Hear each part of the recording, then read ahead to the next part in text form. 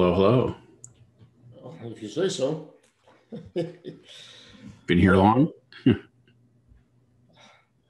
So I have news to share. Okay. Of the technical kind. All right. Yesterday, logging into my website, my homepage is screwed up. Uh-oh. Portions of the content are gone. Some are not interactive, and it's just like not working. It's like, okay, I love when this happens. So now I'm gonna have to spend today figuring it all out. I mean, I can rebuild everything, but I don't really want to because I want to understand what's going on. Okay, so you don't have any idea yet what's happened? No, I reinstalled a couple of plugins, which is usually all it takes to rectify things. Yeah. That didn't work, so I reached out to support on Thrive Themes just to find out what the heck is happening.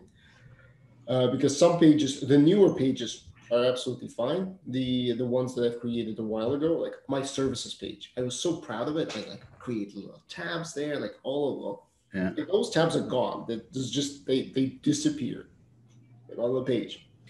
So yeah, that's the beauty of running your own stuff. Yeah. And this is the time when you say, well, Kajabi is managed. No, Kajabi has. It sounds to me like they've updated something, and it's had unintended consequences. On Kajabi? No, on your platform. Yes. Yeah. No. Most definitely. Kajabi has the same thing. Like there was an issue the last couple of days on the Facebook group they were talking about where there's a checkbox if you want double opt-in or not. And the checkbox was there and you could uncheck it, but as soon as you saved, it rechecked it. So you sweet. So you couldn't disable it. So people were complaining that, what's going, and it took them probably 2 days to fix it. It's great. It's like, I will comply with GDPR. Yeah. No, you will not. I know. But even like when we were at Pressman building our stuff using Angular as the code base or whatever. Yeah. There was constantly like, now we have to refactor all our code because Angular new release came out and there's certain commands or things that it no longer supports. Yeah. So there was like, it was, 2 steps forward, 1 step backwards every like month. That's the burden of software. And even using Click would be the same thing. Like we were always 1 or 2 releases behind on Click because when they send out a new release, you have to retest your entire platform with the new release and make sure it doesn't break anything. Yeah.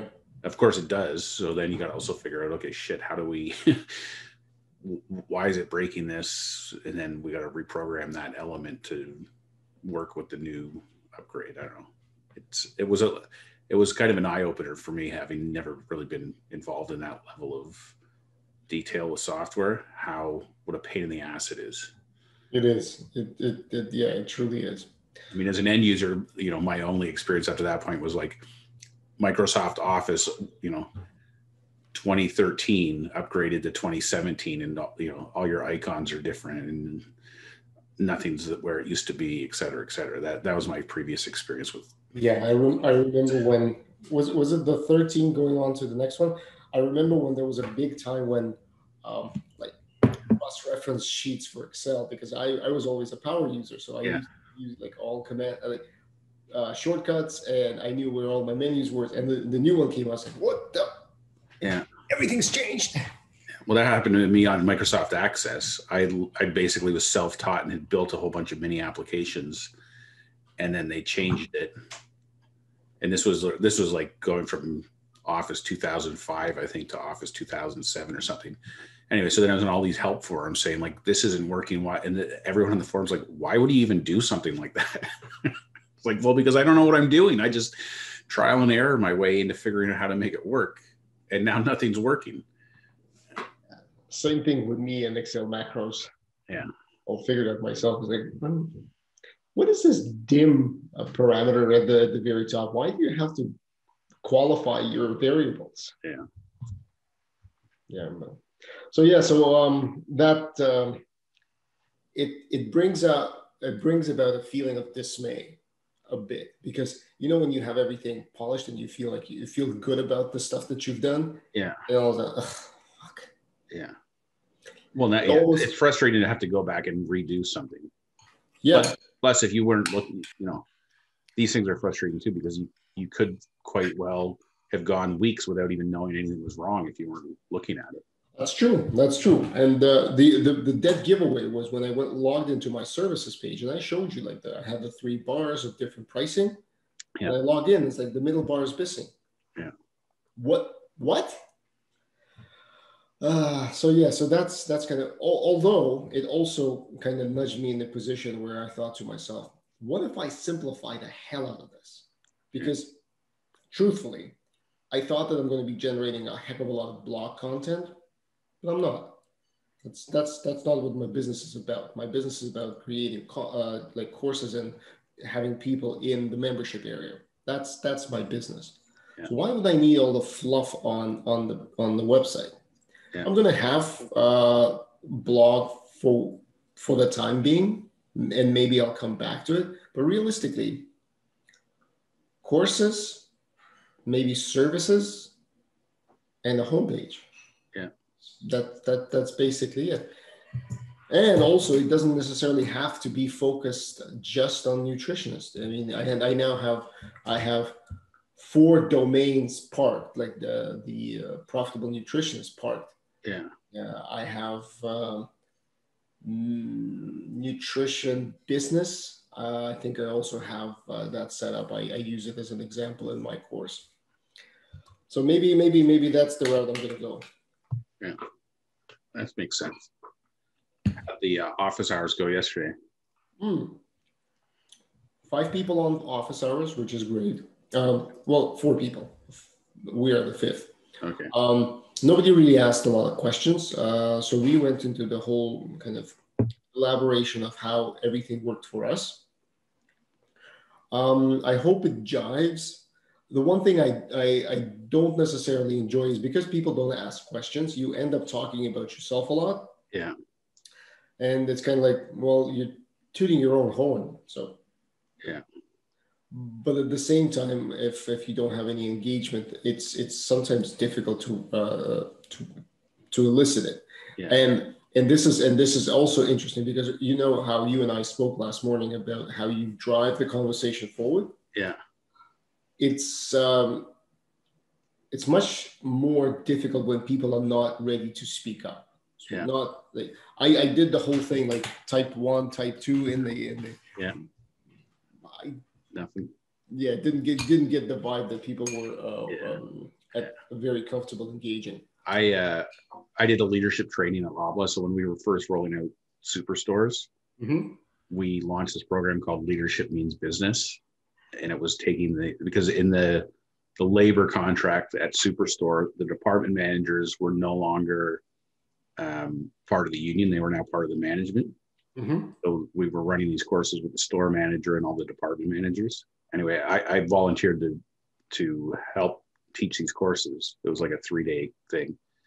And I'd be up there in front of 20 people, and you're trying to engage with them, right? Like, who's got an example of this? And like, no one's saying anything. And you're just looking around. Come on, guys. Like, I need you to participate. Yeah. No one's saying anything. You say, okay, like, if no one volunteers anything, I'm just going to start pointing at you, and I'll put you on the spot.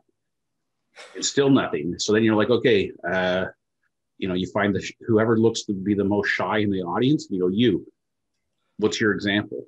And you just and they're like, so I don't know. Like it's an awkward thing, but it's kind of like you have to kind of just go like, I'm asking for you guys to engage. You're not engaging. Like, so I'm just going to sit here and wait until somebody engages. It is very uncomfortable, but yeah, it's truly uncomfortable. And at the same time, you hate to point out the fact that like, you're all adults. You're all grown up adults. Yeah.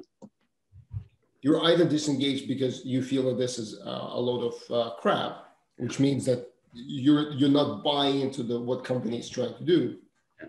That was the course where the feedback on one of the feedback forms was less talking from Greg. Yeah. How about more talking from you? Yeah, exactly.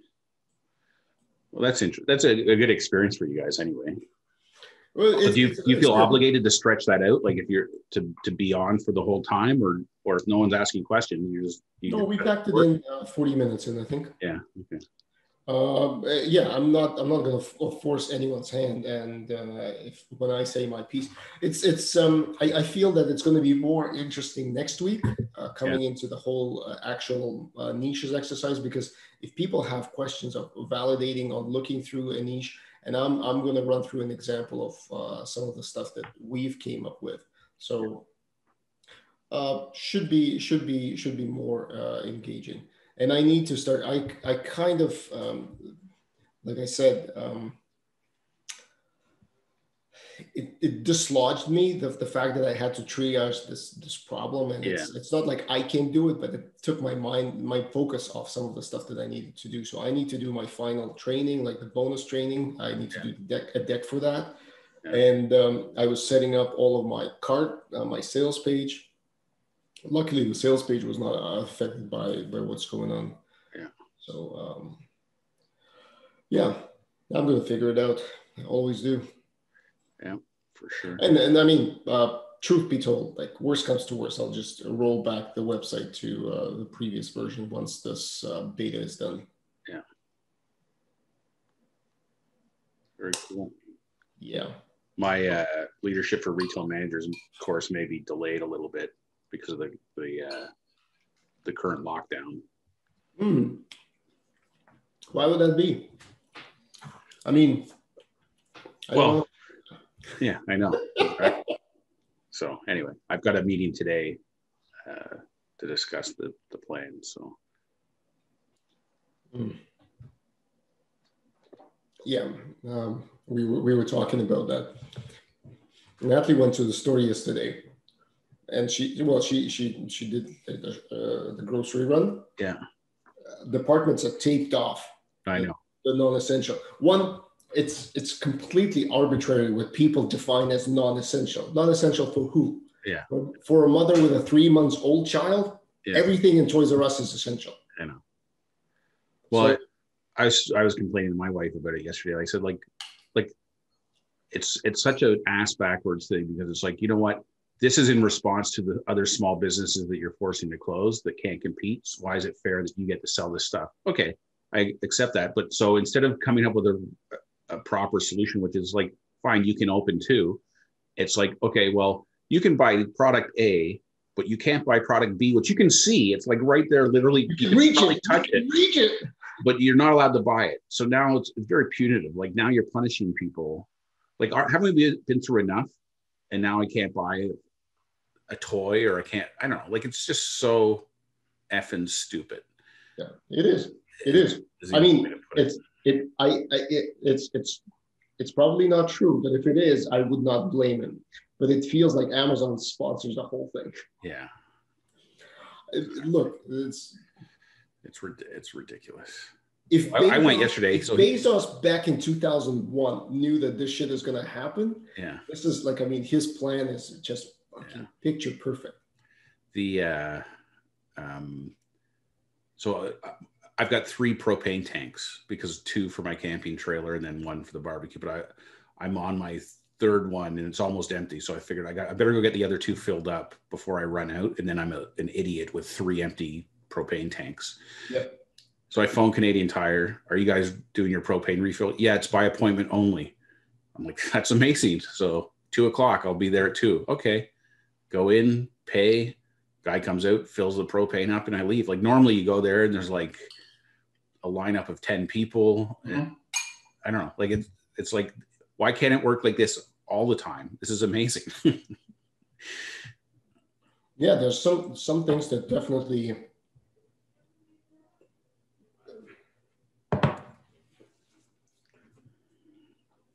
I don't know.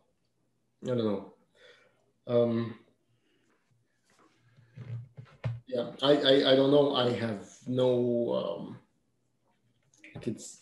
How'd your meeting at Drip go?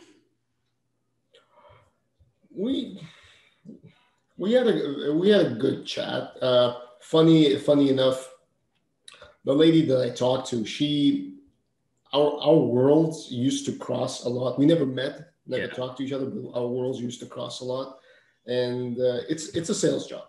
Yeah. It's essentially, let's say, Brian and Miguel's role. Like they have a data product Yeah. that they've created out of all of the transaction information that they're hoovering up, Yeah.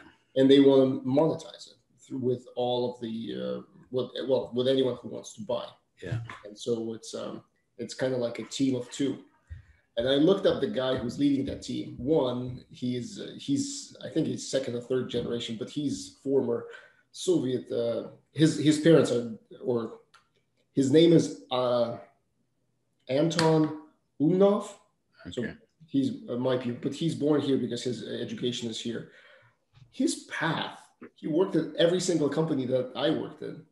Oh, yeah. He worked at Maple Leaf. He worked at Nielsen. He worked somewhere else. I worked. It's we never spoke. Yeah. It's interesting. Like, but his career. So he's now a VP at Drop. There you go. You guys couldn't coexist in any of those places because they only had room for one former Soviet. Probably. I'm sure he's not. Anyway, so it went. Did it reinforce for you that you don't want to do that kind of thing? Well, the drop is slightly different, but no, she was very pleasant. She was actually very pleasant to talk to. Drop is different because they're like Pressable was at the beginning. Yeah, they have been around for a long time, but they raised a bunch of cash. I think they're trying to find a solid footing right now, because I'm sure that it's not an easy going. There's so many people playing in that rewards game. Yeah. Even Air Miles shops, if you think about Rakuten's, what's it called?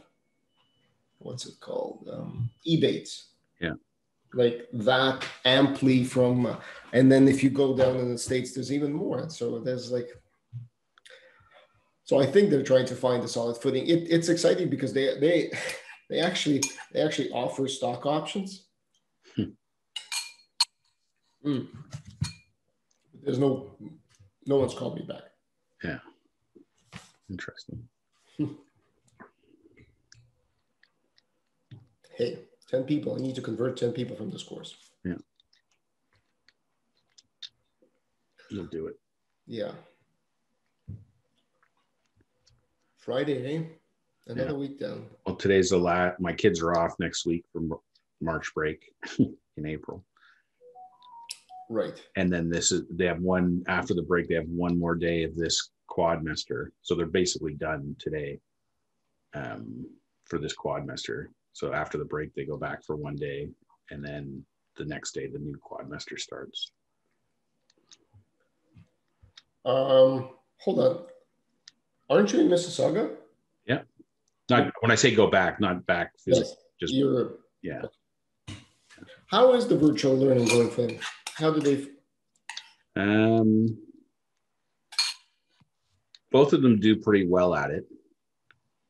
It's interesting because they have all the students have set up like group chats with their friends that are in the class. Mm-hmm. So during the class, they're chatting with each other about how to solve problems or whatever. So it's a much different learning model than traditional learning because there's a lot more interactivity that way, even though it's not part of the formal system. It's like the kids have figured this out on their own.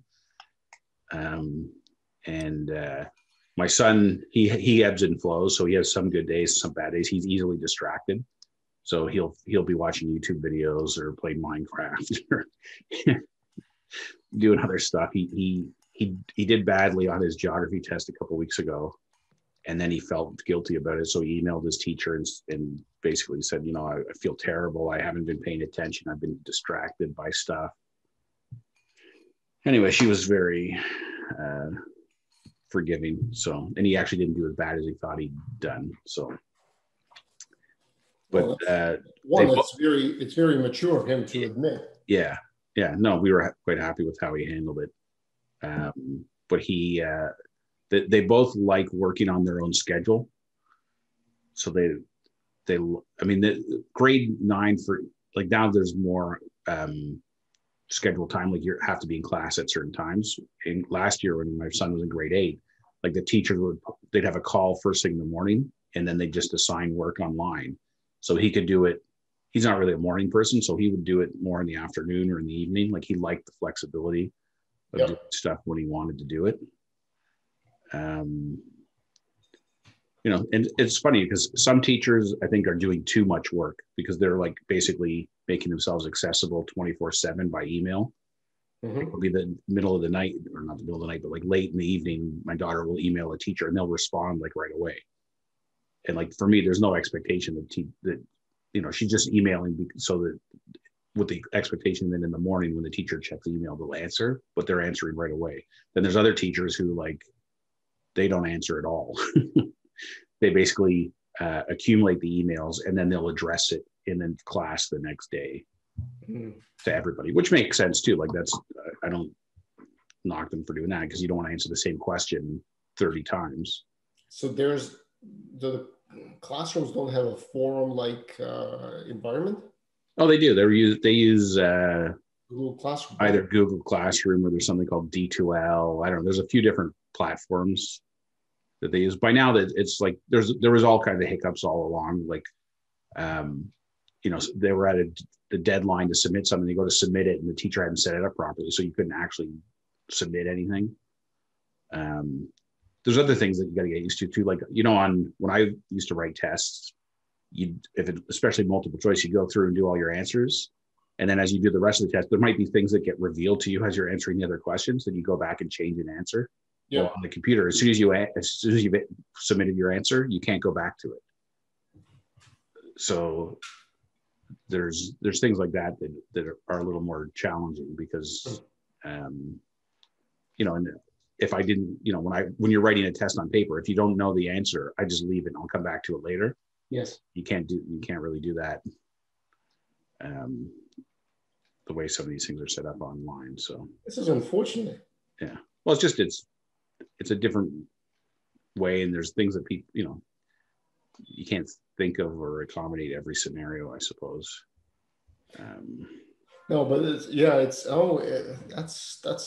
see, I'm not at that stage yet, so I don't have any experience, but it's an interesting example that you bring up because psychologically, there will be people who will already be beating themselves up because they feel that this was a guess answer rather than I know an answer. And so which is you're right, on paper, it's like, okay, fine, I'll leave it moving on.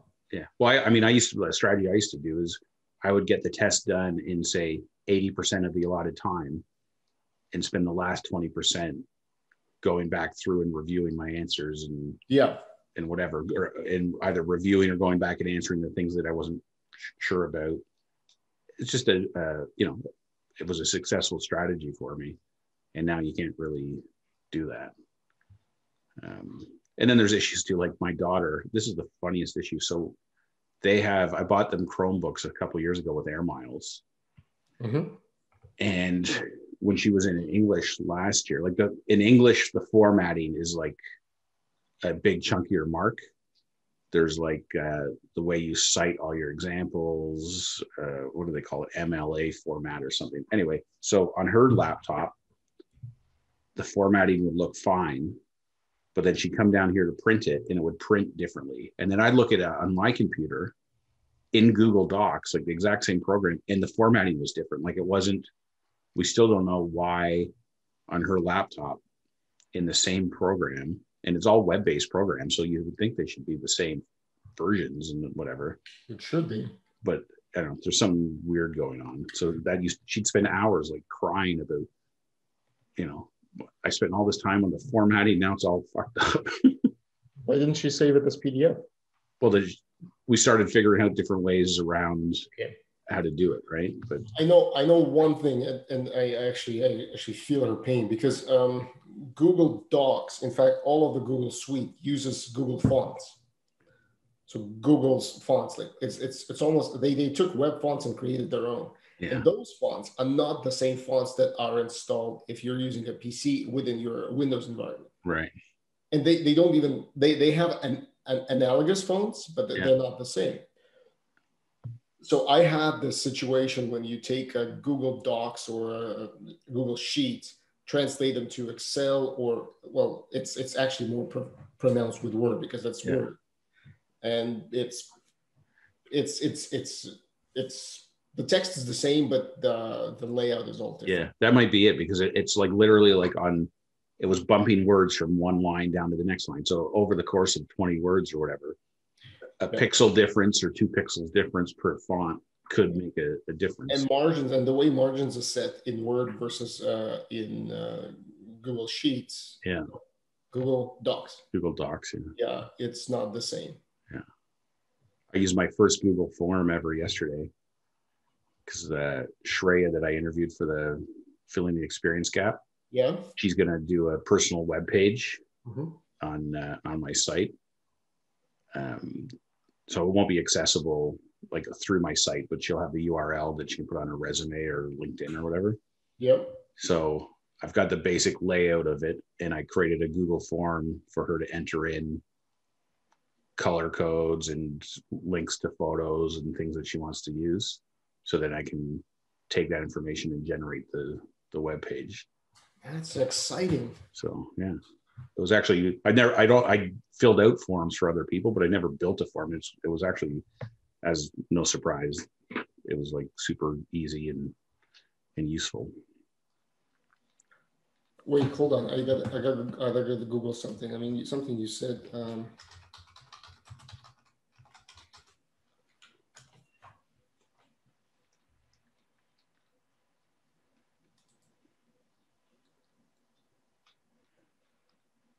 Holy crap. What you said right now prompted me to think, isn't there an automated resume builder online? Long and behold, there are tons of them. I never Googled them. Oh yeah. There's like a bazillion templates and no, but it's okay. Hold on. Let's take a look. There's one that's called create my resume. Let's take a look. Now, hold on. Let me just share it so that everyone can see. Of course it's disabled. Thank you, Greg. That's the default, man. Can I tell you? All right. There we go. So let me just go back. This is just one thing that I put picked up from Google search. Okay. 10 years plus.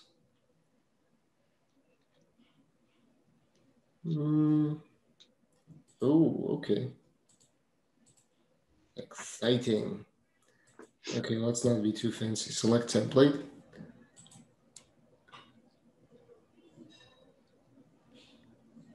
First name. The irony of the resume, though, is that virtually everything I've been applying to over the last year and a half, you can upload your resume, but they just use it to pre-populate all their fields, which never works properly. No.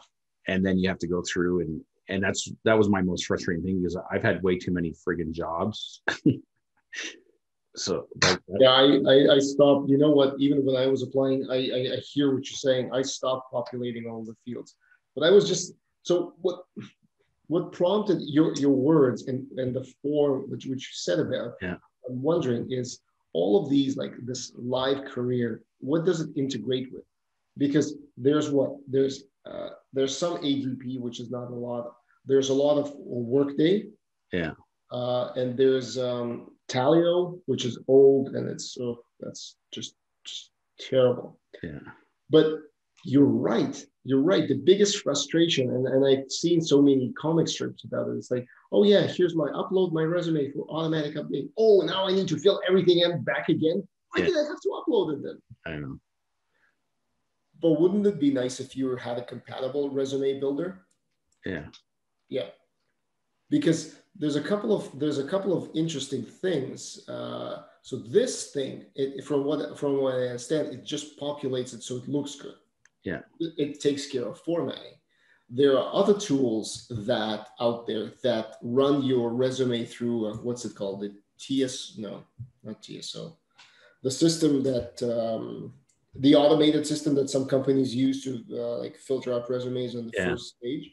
Yeah. So it runs it through that to see how much your resume matches the job posting. Yeah. In terms of keywords or what the recruiters are likely to find. Yeah. And finally, of course, you generate resume for yourself and you submit it. But then again, you have to repopulate it. Yeah. Wouldn't it be amazing if you could do all like technically, you would think that LinkedIn would have that feature. Yeah. Because that is the ideal spot for everyone looking for a job and everyone writing resumes. Yeah. Well, I've done that where it's like you can, I don't know if it was in Workday or some other system where it says you can populate our fields from your LinkedIn profile. Yeah. And it still is never, like, you can't just rely on it. You got to still go through it and change things and fix it. It's better, but the thing is the LinkedIn profile is written for people when they try to, and my LinkedIn profile is big. It's like, it's not something that I would put on my resume because it's expensive. Yeah. Another business idea. Yeah. The problem is it's a one and done thing for people, right? So it's something that's very valuable and I would use it. But if I'm lucky, I'm only going to need it once every 5 to 10 years. Well, we can take a look at how many people are in the workforce. Yeah. We can take a look at how many companies use, for example, Workday. And everyone who uses Workday can have a compatibility. There's so many people in this space. I don't know. It's I agree. Like there's something there. I just don't know how practical that's. And I'm sure I'm sure that this realization that's coming up right now, Workday compatible resume.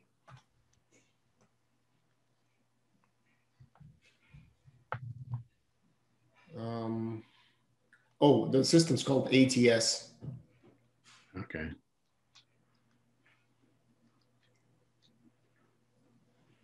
Huh.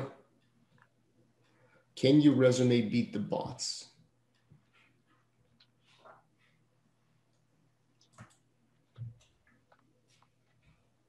Interesting. Applicant tracking system.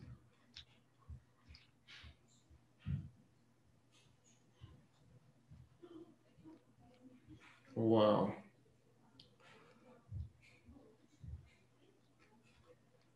Created in a way that lets applicant tracking system parse through applicants with ease. Yeah, I haven't been in this field long enough, but it certainly feels, I was just thinking that you're right. Any given person will use it once. Yeah. But how many people will be applying for a job? Yeah. So if like my interview simulator. Yeah. I thought, like, especially in the pandemic, like lots of people are looking for work. And if you don't have work right now, what do you got better to do with your time? You might as well practice your interview skills. Yep. And I priced like my low, I have a free version, but I also have the $5 version. I thought, like, I'm going to get it. Like, why wouldn't people just spend $5 and get some practice? I don't know, but it hasn't been as appealing as I thought it would be. I haven't quite put my finger on why not, but partially because I think there's a lot of totally free information out there.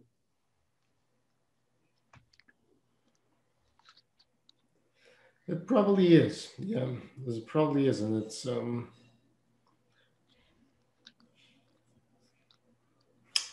yeah, sometimes the thing that there's definitely value in investor community or VC community because they are linked into companies that can promote or provide PR for you. And that's why you hear about some of the startups and you think, oh my God, they're huge. But really, the fact that you hear about them is because somebody paid money to promote them. Yeah. pitch them to different publications so they have a chance of reviewing them, and that's kind of you build clout, or at least perception of clout. Interesting.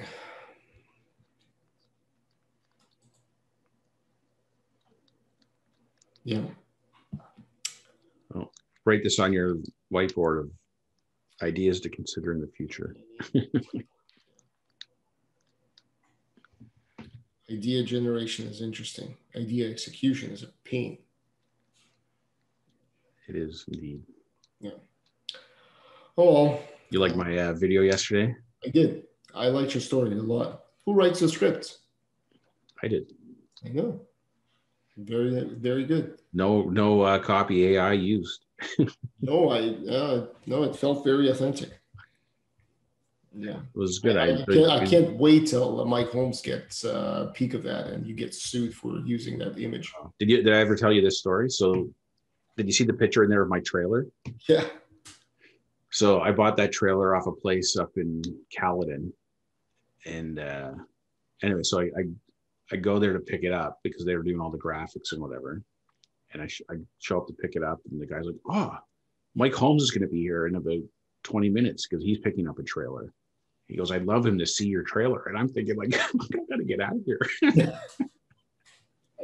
I used to be driving on the 401 with my trailer, and literally cars would be pulling up beside me with their camera, taking pictures. And I used to think, those poor bastards, when they get home and realize, who the fuck's Greg Fisher?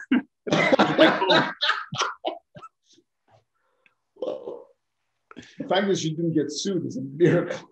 Yeah. And when I used to park it in my driveway, so I'd back it in, and in my driveway, there's windows at the top of the garage door. So I'd open the door from inside the house to put like garbage in the garage, and my own face would always be staring at me through the window of the garage. Like, it used to freak me out. What happened to the trailer? Well, I sold it to there's a couple guys who were selling products to Sobeys, and they were doing like store demos and stuff. So when I left Sobeys, I was talking to them. I was telling them I need to sell my trailer, and they're like, "Oh, well, we're looking for a trailer." So I ended up building them like a portable demo cart, and bought a generator. I did a bunch of stuff to the trailer to suit it up for them, and they paid me for it. So it was good. That used to be my camping trailer too, because I had MacGyvered it into a camper as well for when we went camping. But when you have a trailer like that, you're now the go-to person for everyone you know when they need to pick something up or whatever. And it was super handy. Like I moved a couple people in that trailer. Wow. When I started at Sobeys and I had that trailer, we were doing a pilot store. It wasn't even a pilot store in Orangeville. They had a closed IGA store. And when they were building the Freshco, the first concept of Freshco, they renovated that store secretly. Yep. And then they brought focus groups into that store. Anyway, we needed to get a whole bunch of product from, I think it was the Zares in Orangeville, brought over to that store in secret. And so we used my trailer to go pick up produce and all kinds of shit. Anyway, I'm sure you got to expense all that mileage. Well, I expensed the mileage, yeah. But yeah. It was, I don't know, it was just me. And then I was designing new bakery fixtures and stuff at Sobeys, and we had a store in Woodstock, and they were getting rid of their old bakery fixtures because they just done a reno. So I drove it there to pick up the old one to bring it back to my house so then I could work on it in my garage. And then I took that, then I modified it the way I wanted, because rather than explaining we use this company called Cayuga Cabinets to build our fixtures. Yep. Rather than trying to explain to them what I was looking for, I just took an old fixture and I modified it myself to what I was looking for. And then I took it to them in Cayuga. And the guy was like shaking his head. He's like, I've never had a client like build something like a model, like a life-size model, and bring it to us. And I go, well, here you go. You're amazing, man. Oh, well. Those were the good old days. I'm gonna.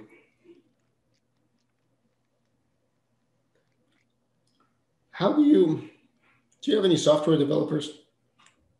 Do I have software developers? Yeah. Did I know? Yeah. Well, I do know some. Well, I know all the developers that work with me at Pressma. Why? What are you looking to develop? Anything? Something? No, this resume idea. Yeah. Oh, yeah. I'll find it. I'll think through the business model for this. You need to be reined in. I do badly. It's just too many things, and that's actually the perfect illustration of a problem. Is you jump. It's like it's the new shiny thing. It's like, oh yeah, let me think about that. It's like, well, how long are you going to think about that? An hour? Yeah. Okay, half an hour. Maybe you get a coffee and you think about it. That's an hour gone. Yeah. It's not like you're going to do anything with that thinking process. It's just the conceptual aspect that like fantasizing. Well, I have my whiteboard on my wall here, and I also have a running PowerPoint deck. Yeah. Where if I come up with something, I'll spend 10 minutes brain dumping things onto a slide or a few slides, and then I try to move on back to something else. Oh yeah. I gotta move on to getting my stuff finalized. I've been talking about it from the beginning of the week, from Monday, and now I have a recorded. What's it called? Not affidavit.